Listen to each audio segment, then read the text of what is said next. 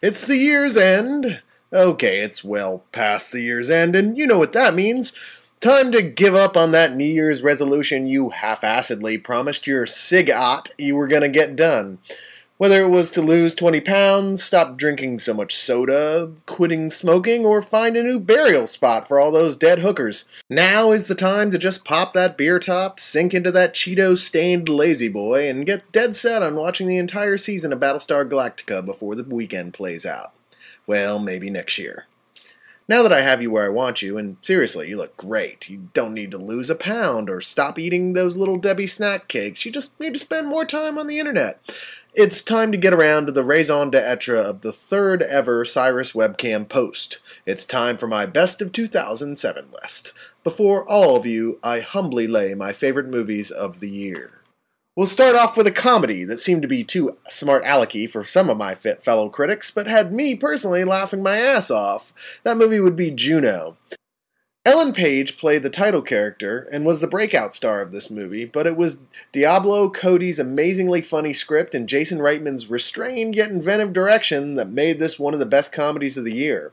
Maybe it's too hipster for you, but I am a goram hipster. I'm one of those guys who dresses in jeans with a plain black t-shirts and coffee bars working on his laptop while listening to Yo La Tengo albums on earpods. Hate me if you must, but don't hate the movie. Number 9 came out of left field and late in the game, but the combination of Aaron Sorkin's razor-sharp political witticisms and Tom Hanks' lovable scoundrel of a politician made Charlie Wilson's War about as good a combination of a history lesson and a laugh-out-loud fest that you could ask for. This almost makes up for Studio 60 on the Sunset Strip. Not quite, but almost. Did I mention it had boobies? That officially makes it the best political film ever made. Syriana at a Hooters. Rock. Number 8 was one of the first films this year I got all ranty and best film ever about. 3:10 to Yuma. Maybe it was just how long it had been since a kick-butt western had come along, but I was with this fun and bloody ride the whole way through. Christian Bale was dour and moral. Russell Crowe was fun-loving and immoral. And Ben Foster was... I'm not exactly sure what he was, but he was definitely crazy. But they were all just amazing in this. Yuma is the best western since Unforgiven. And no, I'm not forgetting about the pretty but lifeless Jesse James. I know, I'm that one guy who didn't like it. Move along.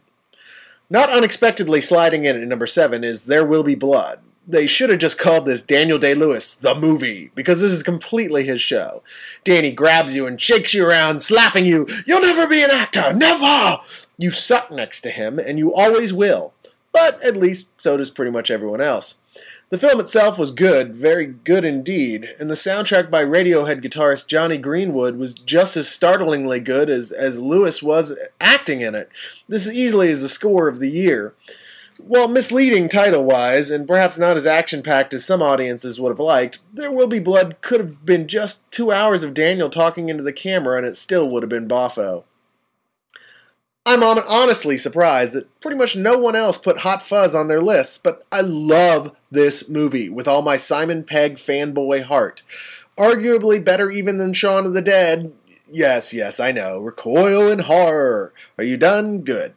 Hot Fuzz managed to be everything that all the satire comedies, if you want to go so far as to call them comedies, are not. Funny, smart, original, and at points, just plain fist-pumping, action-filled fun.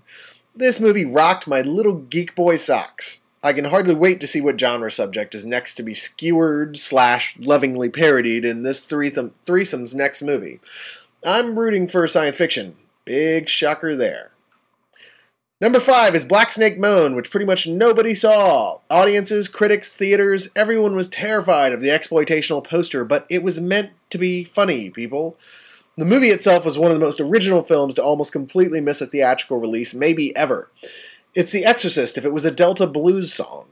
Samuel L. Jackson gives one of the best performances of his career, and Christina Ricci is the hottest piece of jailbait to hit screen since Corey's last girlfriend got too drunk and didn't realize there was a mesh door. Anybody who loved writer-director Craig Brewer's last movie, Hustle and Flow, should really have seen this by now. Amazing in a way I can't even fully articulate. I just don't have enough soul in me to find the words to do this justice. Alright, it had to be here, and likely made everyone but Carlisle's list this year, but No Country for Old Men makes my number 4. I watched this again, and I still feel like the ending doesn't work, and believe me, I've heard all the arguments. Still, everything else here is so utterly captivating, so damn good, that it's easily one of the best things the Coen brothers have ever done, even with the weak ending. I could let these images just wash over me again and again. Maybe the original writer Cormac McCarthy thought of it as an ending like Stephen King's The Mist, like he'll just leave that one till someone else thinks of something better. Maybe the brothers should have taken a bit of license. Number 3 barely made this in, and it took over a spot on the list, and I had to hem and haw about what to knock out. It was The Orphanage that took the hit, by the way. I watched this DVD on my little laptop with my earphones, and it still managed to make my eyeballs bleed. I'm talking about Danny Boyle's Sunshine. This was roundly ignored by some critics and lavished with praise like it was the last single girl at a New Year's Eve party by others. It's hard sci-fi. We're not talking an action film with a sci-fi veneer like most are. This is the real deal, like Blade Runner or 2001. It's smart as hell, it's really well acted, and visually, oh my frackin' spaghetti monster. I wish I had seen this in the theater. This is an example of how you use special effects to tell a story instead of distracting from it. It was like The Fountain if it was logical and scientific instead of symbolic and metaphysical, and it is gorgeous. Expect me to be having the 5-disc suitcase of this one on my wish list whenever everyone else realizes how geeky good this movie really is. Number 2 should come as no big surprise. Yes, I am one of those critics who got bowled over by Atonement. Can't say that I expected to be. I was dreading even going to see it. I hate merchant, boring as geometry, homework, ivory films. And this looked like another long, desert-dry drawing room drama with a bunch of overdressed and stomach-cinched Brits talking excitedly about a social faux pas for 2 hours. Well, nothing could be further from the truth here. I'll be the first to admit that this probably wouldn't have made my top 10 if it wasn't for the cinematography and the amazing score, but as it is, damn. Don't let anyone tell you different. Atonement is interesting, exciting, dramatic, visually astonishing, and ultimately depressing as hell. But here's a helpful hint for future viewing of these kind of films. Romantic dramas pretty much always end in tragedy. Romantic comedies pretty much always end happy. That doesn't change an awful lot. At number 1, as a surprise to even me, well, I hated this movie for the first 30 minutes until I saw what the director Sean Penn was doing. I'm speaking of Into the Wild. Many were so turned off by the selfish brat main character that they never managed to see that Penn wasn't championing his snotty, I'm too good to hang with all you capitalist pigs attitude, so much as exploring the ways that even the best intellectual idealism can still lead to dying alone on a bus in Alaska. And I don't mean that in a good or heroic way. This really got me thinking pretty hard. While normally I'd smell the smoke and run to a bar to quench the fire, I adored the way that Sean asked some pretty hard questions. To me, the best films are rarely the easiest. Into the Wild is a layered exploration of Americana through the eyes, not really of Emile Hirsch, who can only see his goal ahead of him, but to the people he meets on his voyage. Well, that about sums up my top list. This was a good year for me, and there was a bunch of stuff that almost made it here, like The Orphanage, Hairspray, Zodiac, Gone Baby Gone, Michael Clayton, Harry Potter and the Order of the Phoenix, Surf's Up, Ratatouille, and even, yes, Spider-Man 3. Go frack yourself, bug haters. Leon and I are firm in our commitment to the webhead. Right, Leon? Leon. Excelsior! Enough said!